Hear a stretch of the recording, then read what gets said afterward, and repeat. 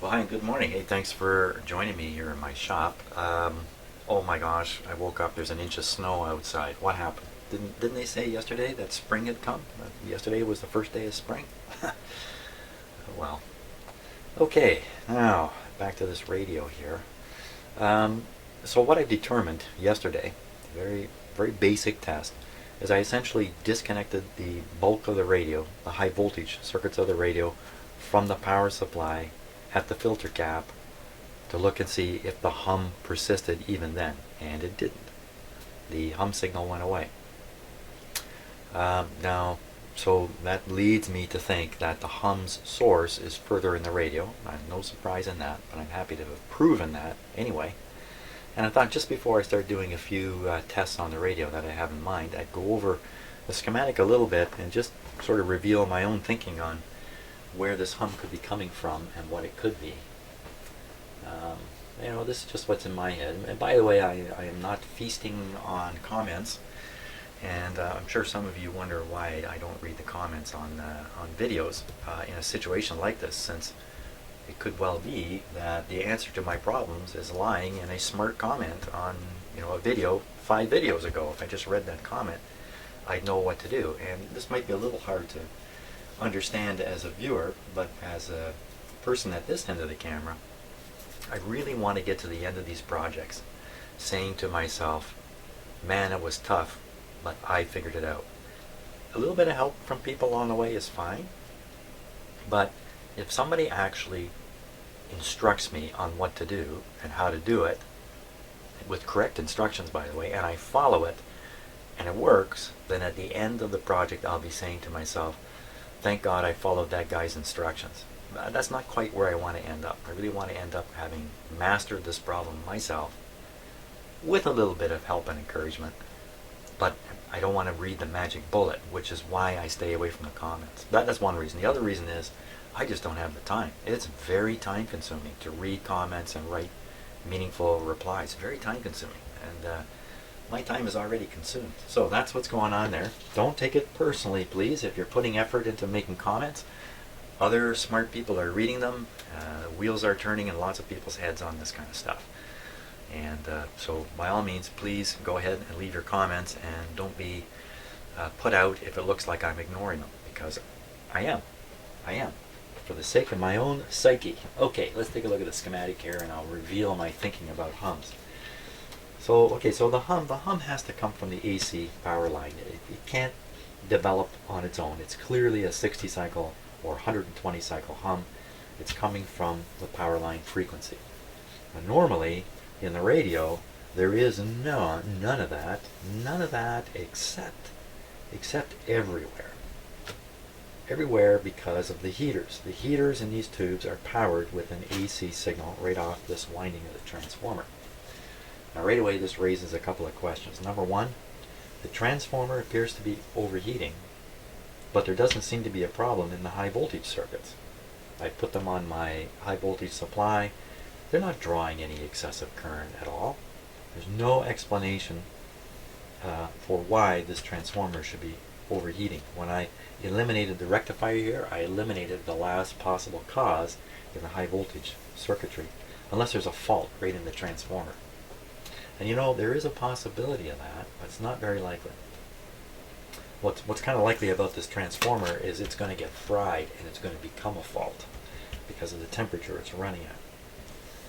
So here's some AC that's showing up. Let's just look at a typical heater circuit. Here's one here.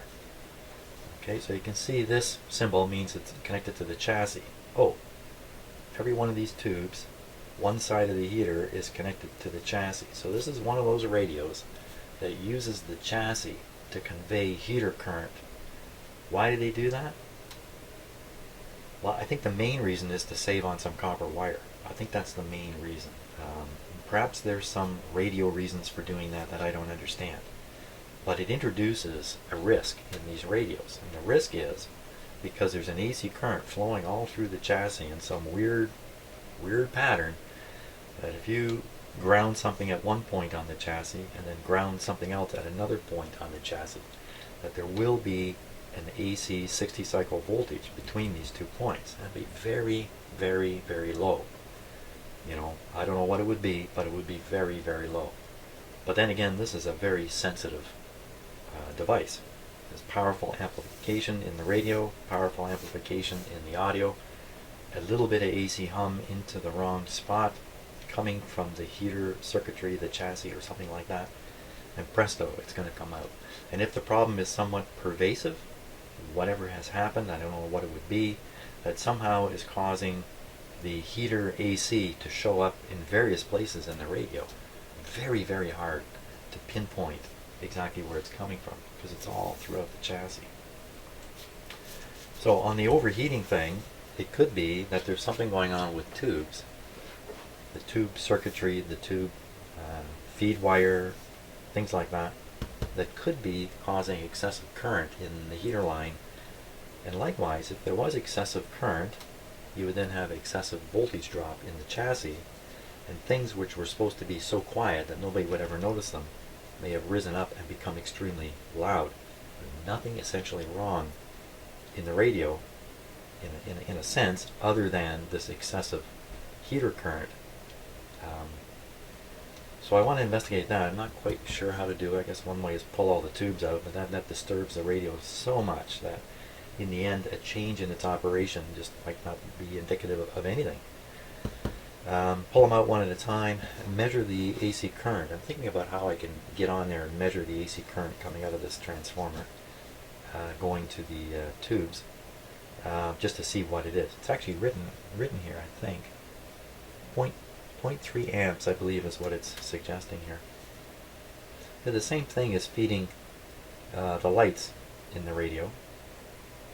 I guess the same thing is true of the lights. Look, they're returned through the chassis also. You know, it could be as simple as just measuring the voltage here and making sure that it's where it should be. And it's supposed to be around 7 volts, 6.3, 7 volts, something like that. And if it measured out at 4, well, then that would probably tell us this thing is loaded down by some kind of semi-short or something of that sort.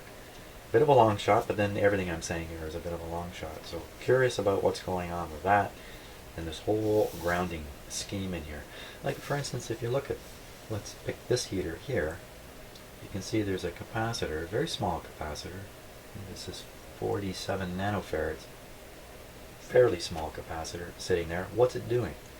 Well, its job is probably to drain away any RF or high frequency stuff that's in this circuit here, and this is a good spot to drain it off and hold this to, I guess that's what it's for, to drain off the higher frequencies. Leave the, I guess the IF is coming through here, leave the IF alone and drain off anything higher. So what happens to this capacitor if it, A, loses its capacitance? I suppose you're set up for oscillations or noise or some inappropriate sound coming out of the speaker, or maybe even oscillations so high that you can't hear them, but things are happening in the radio. That's what happens if this loses its where'd it go? Loses its ability to draw down those higher frequencies. What if it shorts out? Well, if this thing shorts out, then you've got a short right across.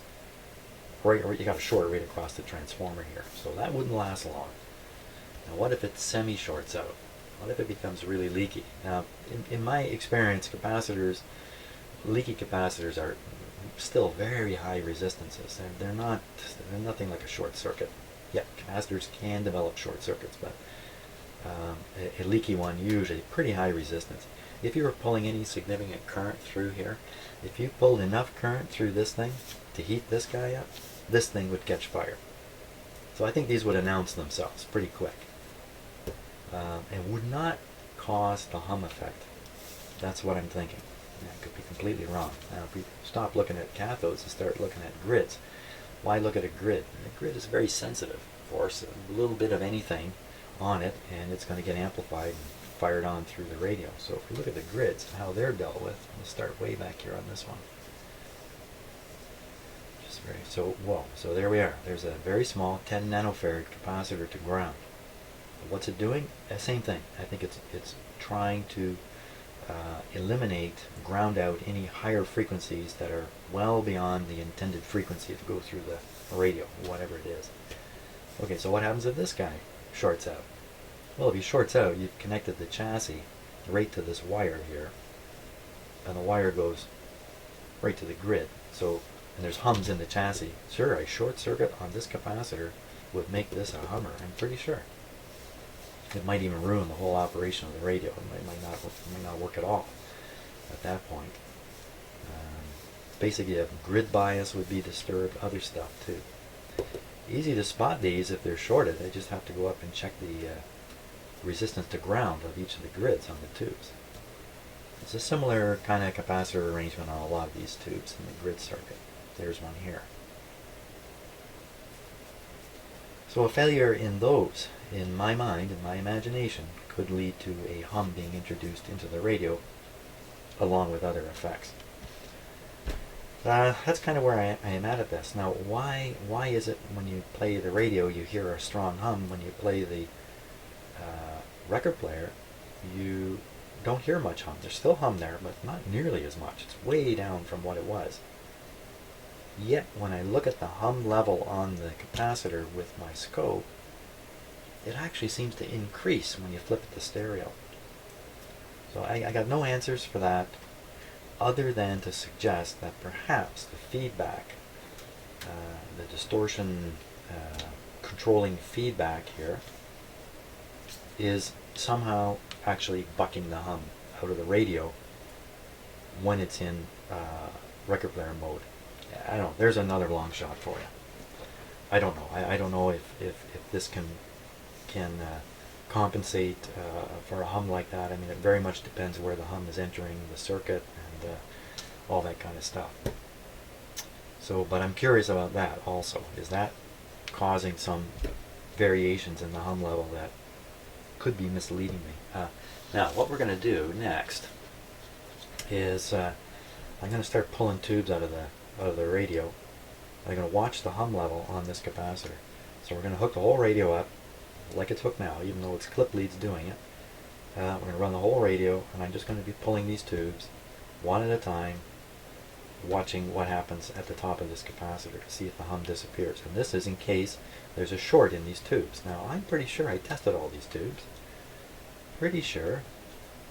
At the time I did it, I did not have this schematic, and I did not realize the deal with this tube, the EVC 91, and this big monster tube here, EABC 80, in particular this part here. I think I may have, I don't know if I pulled them, I don't remember. So I'm going to repeat that, but we'll have an eyeball on the scope, and we'll watch what happens. If I pull one of these tubes and that whole hum thing disappears, I'm pretty sure we'll, if it isn't the tube itself, we'll know really what neighborhood we should be looking at. So that's the plan. Let's see how far let's see how far I get with this plan before I throw it in the trash bucket. Okay, so everything is still hooked up here. Oh no, it isn't. This fell off.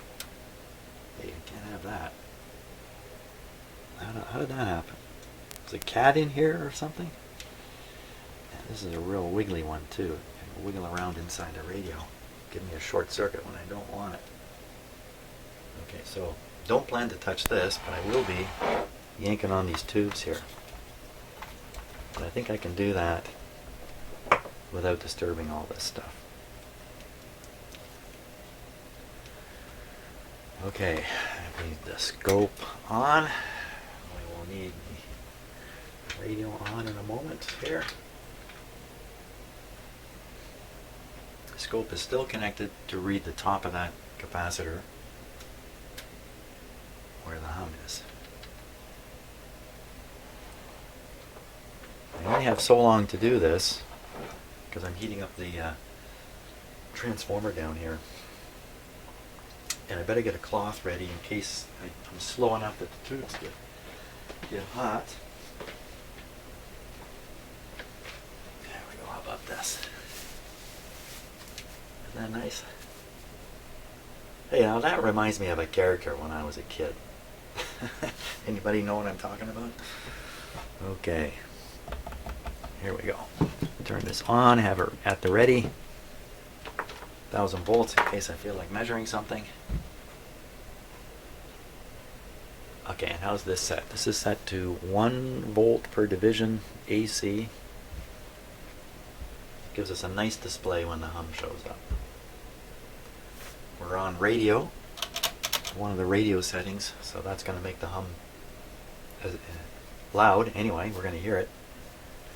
And should I start by pulling out a tube already? Why wouldn't I do that?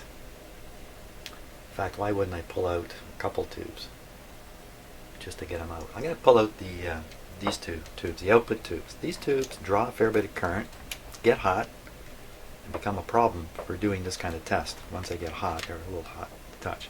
I'll take them both out. We'll find out right away if pulling these 2 tubes eliminates that hum. And if it does, we'll figure out what to do next. But my guess is she's still going to be humming. Now, we're not going to hear anything out of the speakers, which is why the last time I did this, I relied on listening out of the speakers. But of course, when you pull certain tubes out, you disable the speaker. So kind of a weird way to do the test. That's what my memory tells me anyway. I think we're all set. We're still on restricted power. There we go.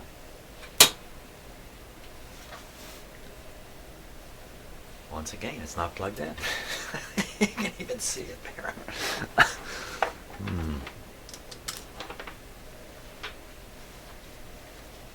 Here we go again. A little click that time. Pilot, one of the panel lights is on. Oh, you can already see the hum signal here. There are lots of snapping in here again, or clicking. Same time my big screen TV is clicking too. Because on the microphone you can't tell where any clicks you're hearing are coming from. So there's the hum. Hum diddy daddy. Okay, so this didn't help. So we know it's not related to the 2 output tubes. Should I bother putting them in? No, leave them out. Leave them out. Leave them out. Let's pull out the next one here. Just leave them out. Don't think there's any way this will hurt anything. Here we go. So look at, there's the hum coming back. Okay, let's just keep going. This poor radio won't have any tubes in it. There we go. Saw that. There it is again. Gee, I wonder what that is telling me when you first turn it on. You see right away the choppy,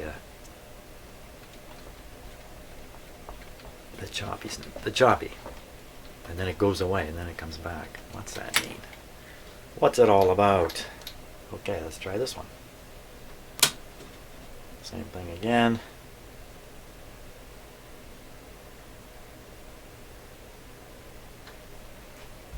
And here it comes. I'm starting to think, hey, it came and it went.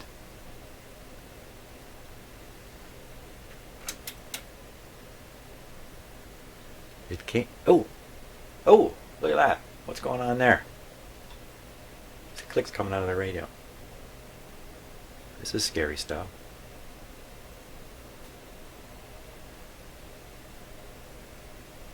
Now, is that because I pulled this tube out?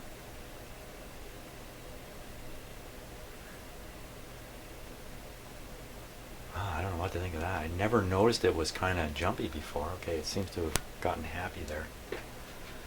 You know, if this is a component that has failed, there's a chance that there's a near connection sitting in this component, and when you heat it up or cool it down, this near connection makes and breaks, or its resistance varies, or who knows what. Who knows? I could always do the freezy cold spray on this radio too. Well, I say let's just keep going on pulling tubes out, because I'm good at it. First of all, I'm pretty good at it.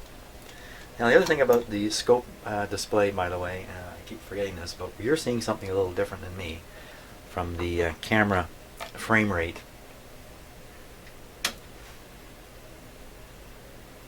Maybe that's a lot better.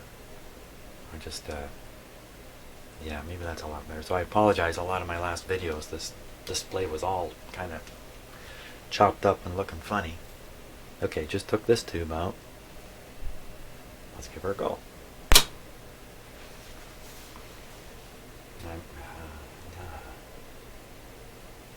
If I say this was 1 volt, this is 0.1 volts per division. Oh, look at that. See that? Maybe some freezy spray might actually do the trick. Yeah, now you've got a very stable looking display on your screen. That's much better. Okay, that's pretty interesting. Suddenly comes and goes. Wow, okay. Well, got one more tube, 2 more tubes, one more. Just the FM tube here, which is hard to get out.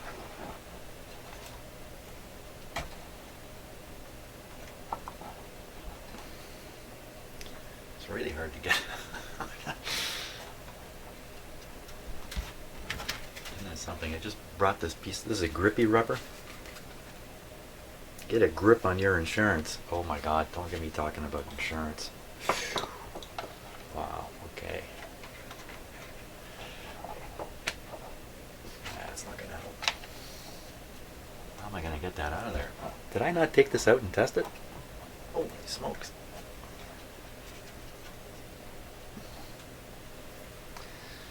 Everything's turned off, right?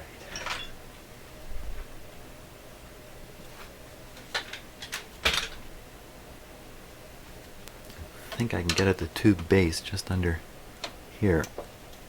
Yeah, there we go. Maybe, you know, maybe I didn't pull this guy out and test him. I'm sure I did. DCC 85. Now, there's no tubes left in here, is there? No. It's a tubeless radio.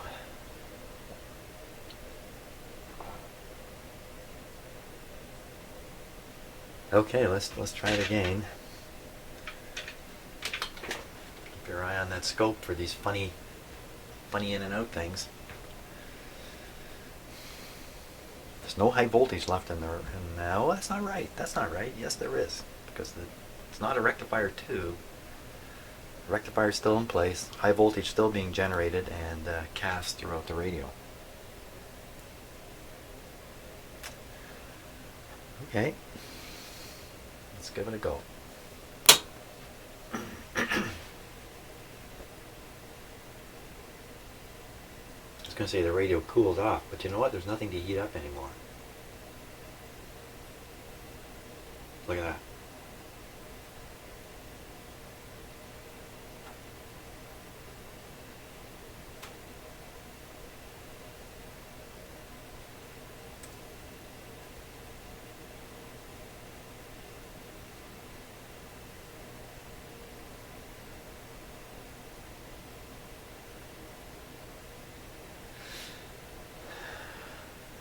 Okay.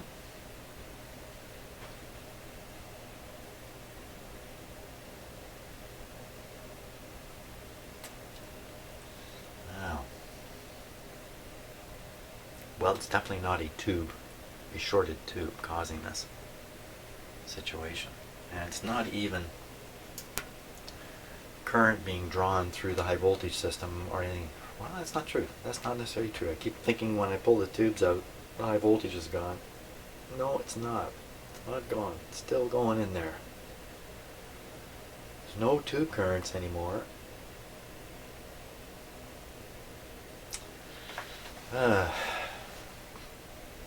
Okay, well, I'm going to carry on with the tubes left out of this.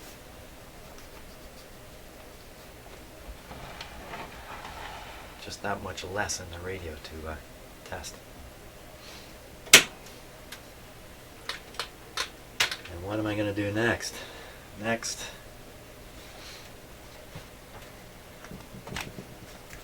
Very good question. What am I going to do next? I'm going to stop and ponder the situation here a little bit. Okay, so one easy thing comes to mind right away, which is, let's turn it back on. I'll flip all the buttons on this radio.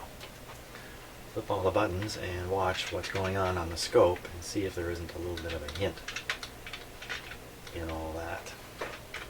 Slowly walking my camera back here. Okay, so we're just on a regular AM. Let's flip to FM. Oops. There's FM. Hey, look at that. Back to radio. What happened? What just happened? Where did it go? What has happened? Okay, I'm a little worried now. Did one of my clip leads pop off? Just a little worried here because I have a fair bit of wire kind of hanging here now. Keep an eye on it. Looks just fine. Looks just fine. What happened to the hum? Okay, so we're exactly the way it was. Dirty switch. I didn't mention this when I was looking at the schematic and talking about where hums could come from. Another place a hum can come from is anything that doesn't get grounded well, that's supposed to be grounded well, could start developing, could become a source for a hum. What kinds of things are that? Well, you know, stuff that is soldered to the chassis, that's soldered to the chassis. That's not going anywhere. But if these switches here involve grounding things and not grounding things, and somehow that fails to operate properly, look at that, there's no hum. How did this happen? Not only is there no hum, there's oh, something more has happened here. What's going on? The light is not lighting on the front panel. There's no hum because the whole thing went off. The radio's not on. That's why there's no hum there.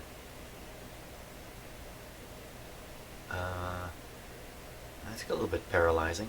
Why did it stop? Well, how can it stop? The lights are going up there. It's going a fair bit, you know. That's a fair bit. Look at those. There's no tubes in this. Look at the light. Okay. Something must be getting hot. Something's got to be getting hot. Even if it's not me, it's got to be something. Let's go hunting. So a typical temperature right now is around 22 in here. 19, yeah, around 22. So now down in here we found a lot of heat. 29, 33, 32. You know, I swear I'm shooting this at a capacitor down here. But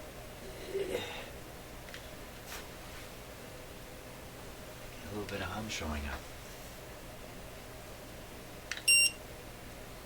30, 31, 27, 23, 25. What about this resistor here? 22, 31, 31, 31, 33. Now this thing doesn't test a point. It tests a cone that's coming out from it. And, you know, at about 2 feet, it's about that big or something of that sort. You know, this is not an expensive instrument here by any means. So I can't be absolutely sure what I named that, but it's pretty convincing that it's that capacitor. Is there something else down in there that capacitor is the one that's right across the line, I think. Let's just go hunting around here for something else. 27. You know what? You can't get any heat in here from the tube anymore. The tube is on my bench. So any heat that's being produced is heat from some component drawing current. 40, I got a 40, 41, 55, 55, 67. You know what I'm doing? Looking down through the hole at the winding on this transformer. Okay, 67's already hot enough. That's hot enough for me. What do I think is going on? I think we got to investigate the heater, the current flow to the heater string coming out of that transformer. What is it powering right now? It's not powering an awful lot. You go back and take a look at the schematic. Okay, so I just shot the last little bit of video talking about the schematic here. Instead of pointing with my finger where you can see it, I was pointing with my mouse on my computer screen. So I've got to redo this as best I can. So, and if I didn't tell you any of this, you'd never know it, because I can edit away those kinds of mistakes if I really want to. Anyway, what is going on here now with the radio? I got all the tubes pulled out. So So this transformer, this high voltage transformer, is supplying essentially nothing. It's open circuit everywhere in the radio. Heaters are also open circuit everywhere in the radio because the tubes are pulled. There should be essentially no load on this transformer pretty much at this point. I mean, there might still be a little bit from high value resistors or stuff like that. Now, I have no reason to believe that the high voltage winding is overheating from everything I've done. There just doesn't seem to be any current being drawn out of it. But down here in the tube circuit, I really haven't explored that at all. In fact, never really explored one on a radio before. I still think this transformer is overheating even with all the tubes out. So, could there be a short in here? I'm going to have to try to measure the current flow coming out of here. And how am I ever going to do that? How am I ever going to do that? There's a wire there that carries it all from the ground. If I could find that, I might be able to do something with that. Don't know what. I have to open it up, insert an ammeter. Another one would be to break the lead wire leading from here, and I could do it with this one again, stop the current from leaving the transformer here and see what happens if the transformer overheats. Oh, another possibility, actually this is just what had come to mind when I realized I wasn't doing my video right, short between windings. Short between windings. That's an easy thing to check. So I'm going to get my ohm meter out and get on one of these 2 points here, which are just basically the winding, the primary winding, and well, there's all kinds of places I can pick this wire up throughout the radio at any one of these tube bases if I want. Let's look right at the transformer and see if I can spot that. Is that possible?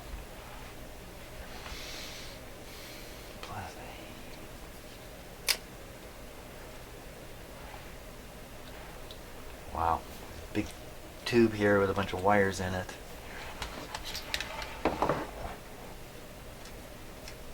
Yeah, the wires coming out over here. These are pretty stiff, these wires too. I don't think I'm going to be able to spot where the ground is coming from the heater winding on the transformer. Ah, this guy's warm. He's warmed up. Huh.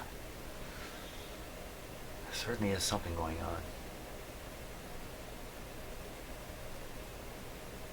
on. Interwinding resistance.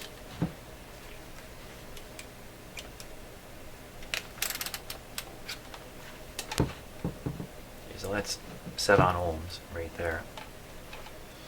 Now, pick any tube. Pick any tube. Pick an output tube. One of the output tubes, the heaters on an EL84. The heaters are pins number, how are you viewing this? 3 and 4. 1, 2, 3, 4, and 5. Oh, I don't know which way this diagram is. Ah! Well, we should be able to see the ground on the heater here. Let's do this with a close-up camera.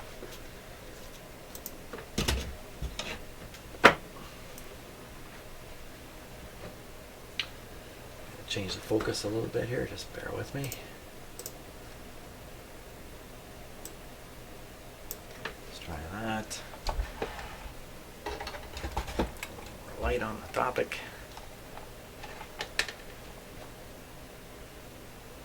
Look at those ugly capacitors, yuck. Okay, so that's one of the output tubes there. I'm trying to spot Yeah, I think it's where that green wire is. No. I'm looking for the gap so I can count the pins. I think it's right under that capacitor there. That would be 1, 2, 3. 3 is grounded.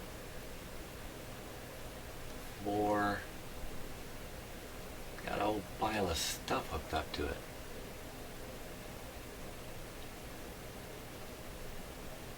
That doesn't make me think that that's a heater. Okay.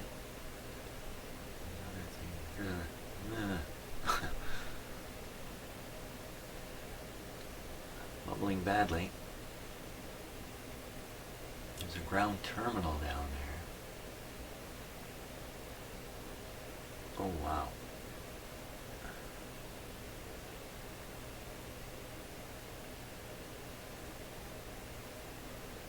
47 picofarads. Doesn't that sound like one of those filter capacitors? Well, let's try the other tube. The other tube is the other tube's more exposed. Good.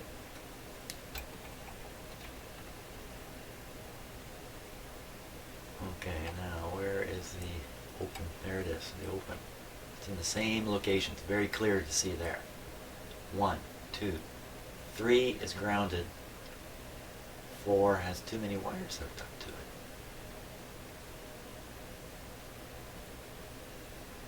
Oh, one of those wires. Ugh, lost it.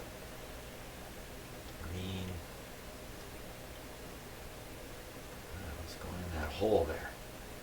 Green wire. Get a whole batch of wires hooked up there. Wait a minute, I switched tubes again, did I?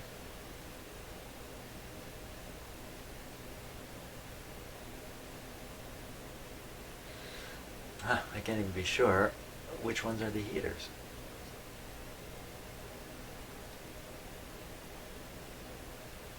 Well, you know what? It could well be a red wire. Why would they usually use some really like green or gray or something else other than red?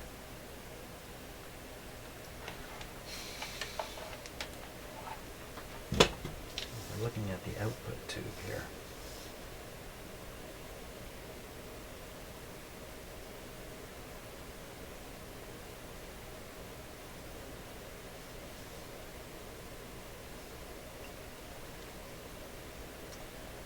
EL84. We count 1, 2, 3, K. Okay, so that's why 3 would be grounded. 3 is the cathode. EL84, cathodes are grounded through the capacitor and a resistor.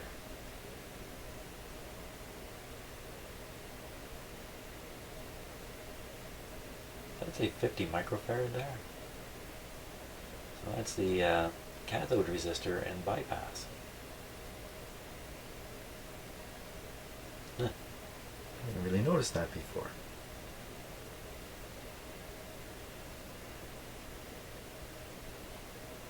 Gives you the voltage there and everything. Oh, that's great. Coming back here. So it's got to be 1, 2, 3, 4, and 5 have to be the heater pins. It's quite clear. 4 and 5. If we look at any one of these tubes, one side is grounded. 4 and 5. 4 and 5. Come back here. And look at that. So you can see the empty spot. So there's pin 1 is empty, pin 2 has this resistor on it. Just say 1K or 7K? A 1K resistor on pin number 2. 1K resistor on pin number 2. Okay, so pin number 2. Grid 1. I bet you I'm reading these totally backwards.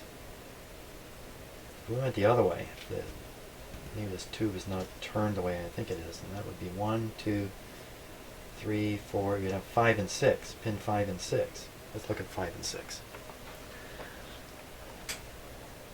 Okay, so 1, 2, 3, 4, 5. It's underneath there. Let me count those again. 1, 2, 3, 4, 5, and 6. Because look, pin 7 is grounded out. Why?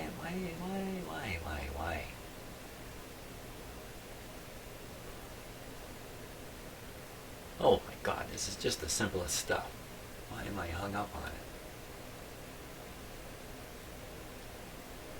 What is that thing?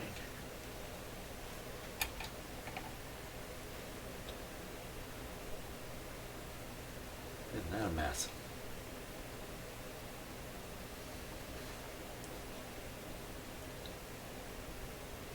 Ugh. Oh my gosh, what is that? Goes to this terminal on the back. Oh, there's no terminals. I'm banging my head on the microphone, by the way. In case you heard that. Hollow sound. Well, that's pretty curious. It's right up against the chassis, and it's all covered with terrible corrosion, and when I touched it, it felt like it was ready to just fall right apart. What is it? Let's figure out what that is. Because, you know, look, maybe it's shorted to the chassis. So it's on pin something, some number. By my count, this is clearly pin number 4. 1, 2, 3, 4. Quite clear. There's no doubt about it. Pin number 4.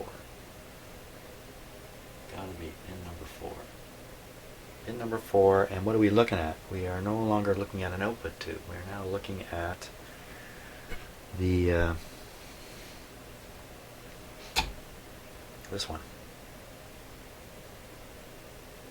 There's 3 parts inside that tube. It's a 3-in-1. So I think this is the EABC. Whatever it was. EABC 80. Wow, okay, so what did I say it was? Pin number 4? I think I counted it 6 times and I can't remember already. 1, 2, 3. Pin number 4.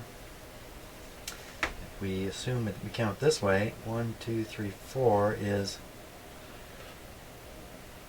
diode number 1.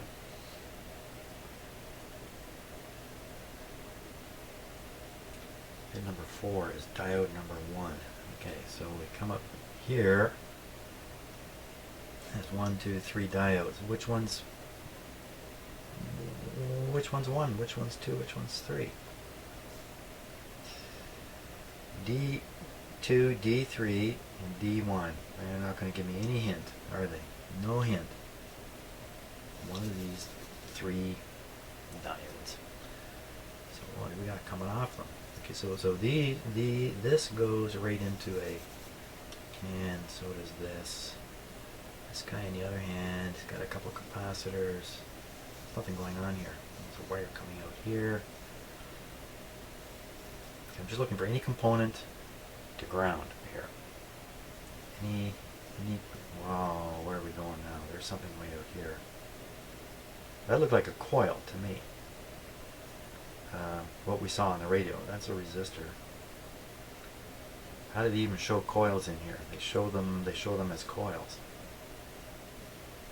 So there's a coil.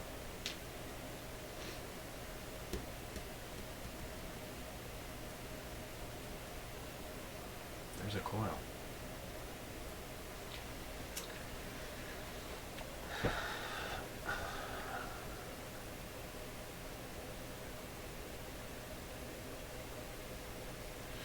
So this is a terminal strip on the back of the radio here, this piece. Surprisingly enough, it's insulated away from the chassis everywhere.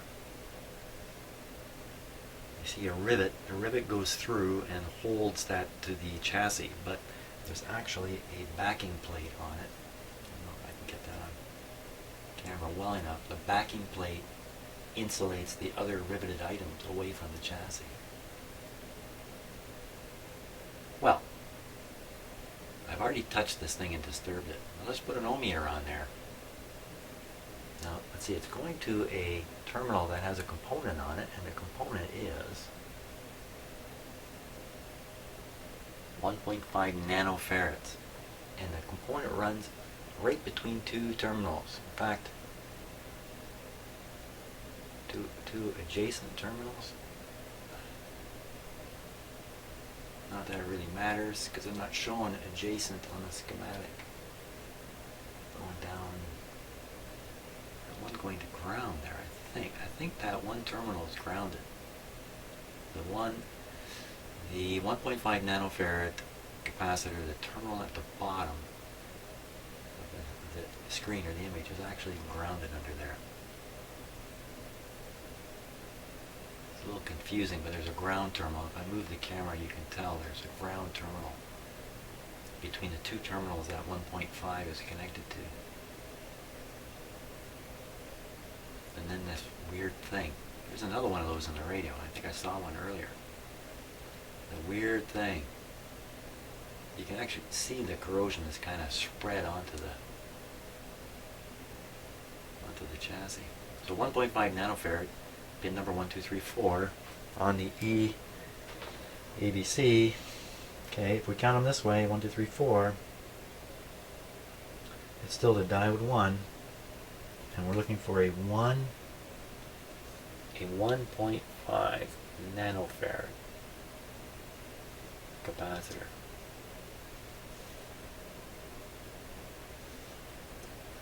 Two microfarad there, 4.7 nanofarad. Son of a gun. Maybe it's off here. So 10 nanofarad there. But this thing went between pins. Here's that. DR7. DR.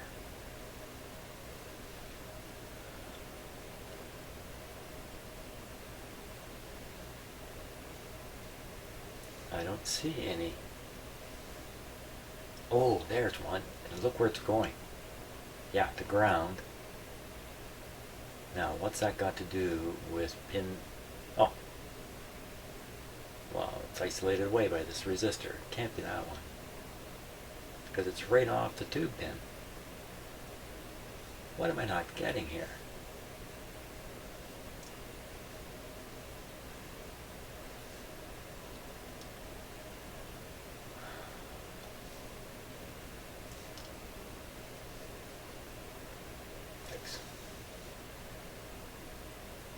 Okay, so if we count the two pins the other way around, and we come down to pin number 4 is, pin number 4 would be one of the heater leads on the EABC. Okay, so the heater shown here. Oh, look at that. There's that coil thing. Let's check that coil to ground. I already disturbed it. I was so excited.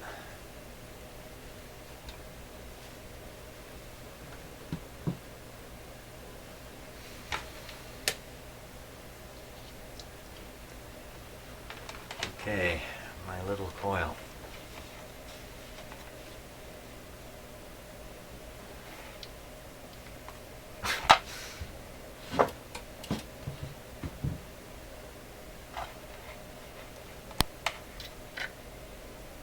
Zero. Now maybe it's supposed to be 0. Okay, so I'm going to move that coil, that little tiny coil, away from the chassis wall. Boy, if this turns out to be the problem, I don't know what I'll do. I'll be happy. Definitely, I need some kind of tool to move it away.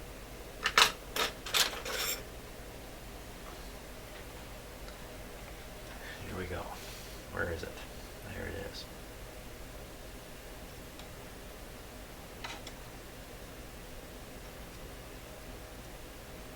Well, it didn't take much. Just, but look at the junk. Look at it.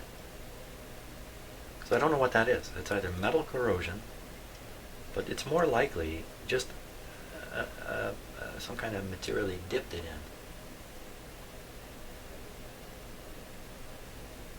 in. Okay, let's see if that made a difference. Man alive. This will go down in the record books if this turns out to be the problem. I'll have to start keeping record books. There we go.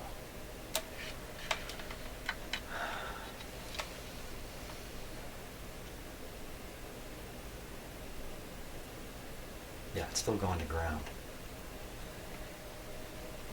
Now, why would they have a ground point on an insulated terminal? Is it not insulated there?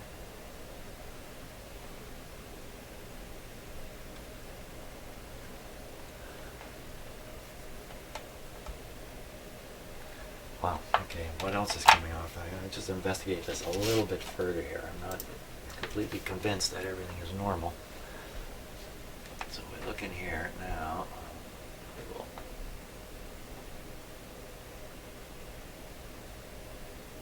Just a bunch of red wires. Phooey. I was hoping for a component off of there. The other side of this coil is grounded out by that capacitor. The capacitor does not appear on the schematic. I hate it when things don't add up like this.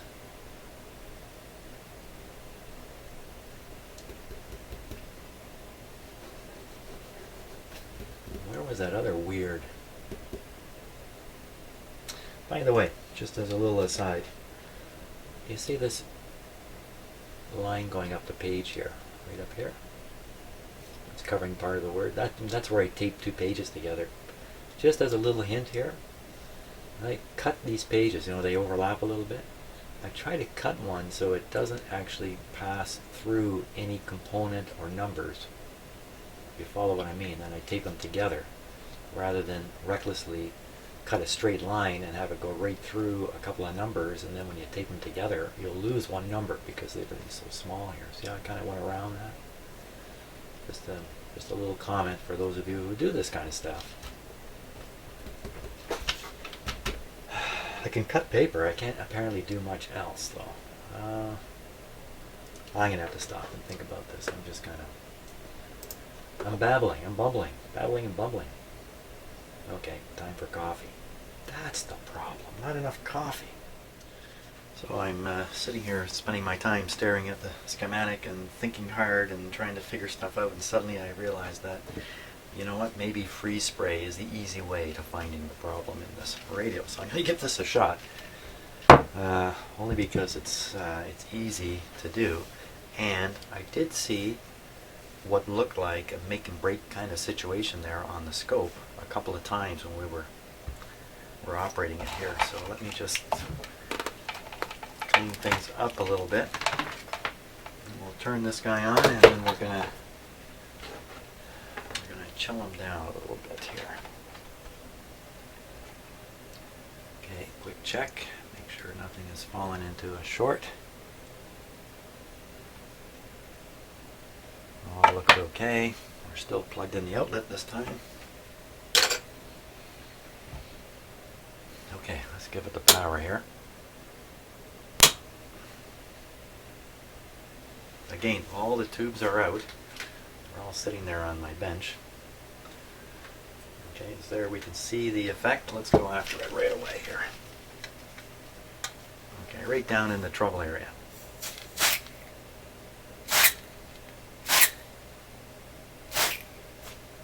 That stuff is dripping onto my finger. Haven't got the right size tube. I've lost the real tube here.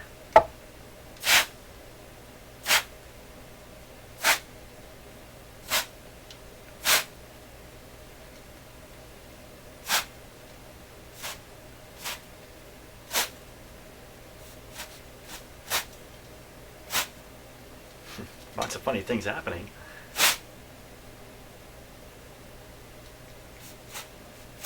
But I really want it to just disappear.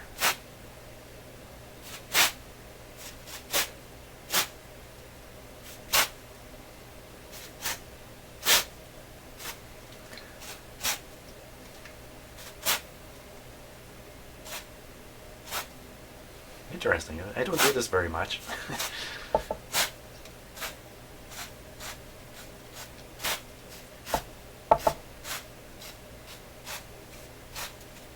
Right in the area that's getting hot. Nothing really. Lots of moving up and down, but I don't think that revealed anything. Other than my desperation, I think.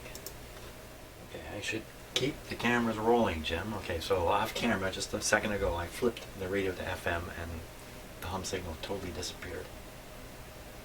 Didn't they do this before? And then I concluded, no, that was just a false thing. Let's go back to AM. The last time I did this is exactly what happened. It was there, I pushed these buttons, it disappeared, I went into a dissertation about bad grounds and then forgot totally.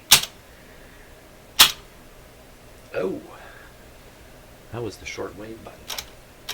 Hey, look at that. What is going on there? How many of you have commented, clean the switches before you do anything more? Tell me it's the switch. It's just totally gone. I gotta put the tubes in so we can, oh, just came back. Came back with a vengeance there for a while. Oh, look at that. Oh my gosh.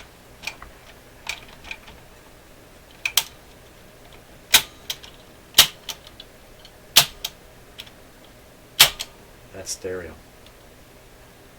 No!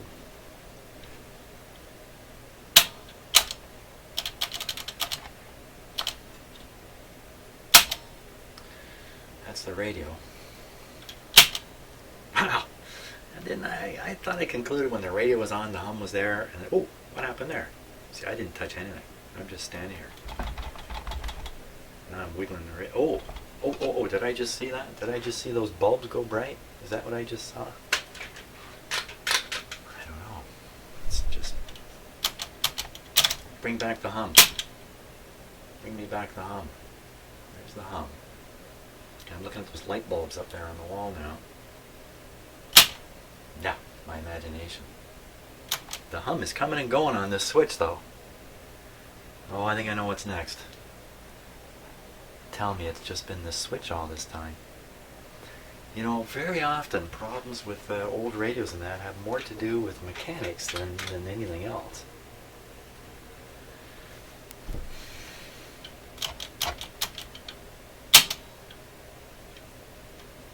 It's like sometimes I'm there, sometimes I'm not. Now I'm there. It could be I'm not giving it enough time for the hum to come back. Oh. Like what happened just now? Where's that freezy spray?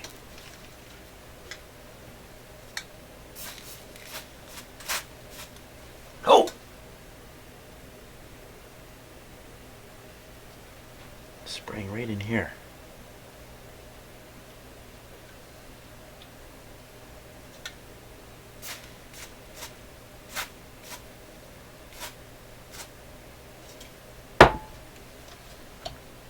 Okay, it's gone.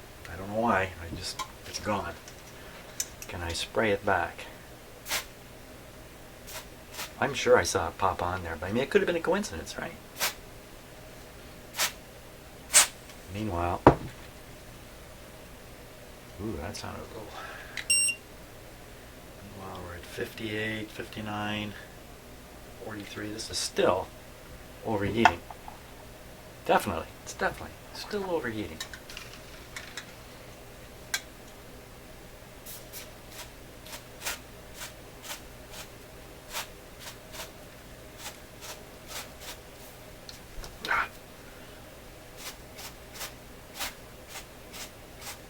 Okay, must have been a coincidence.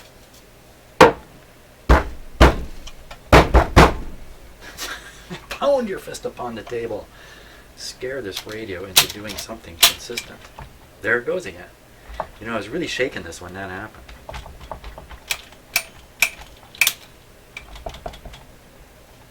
What am I touching up here? Nothing. There's nothing up here to touch.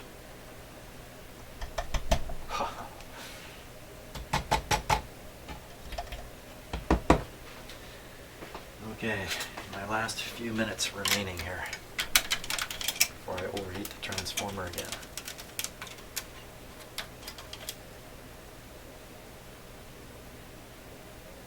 Bounces around a lot, eh? Oh, did you see there was a big spike went there. Some kind of a hair trigger thing here. Now when I'm doing this, of course, this thing's moving on its own, so I'm trying to recognize when it's my influence that's causing it to move. And the aroma of cooking transformer coming out of this radio now.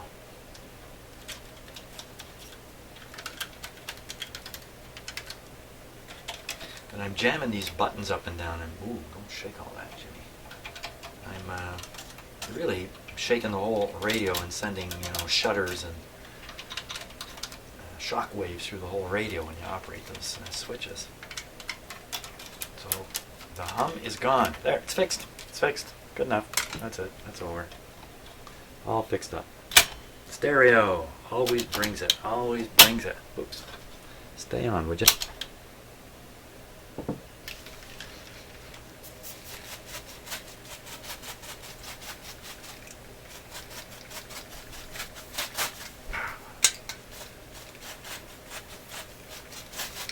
Fingers freezing here. Last little blast was to cool that thing off. Well,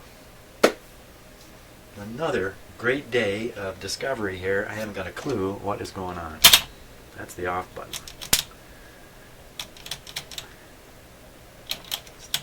At least the off button turns it off. And with that, I think my day's session is over here, at least for the morning. Thanks so much for watching all this craziness. If I do reach a level of desperation that's sufficient, I will start reading comments. I don't think I'm quite there yet, though.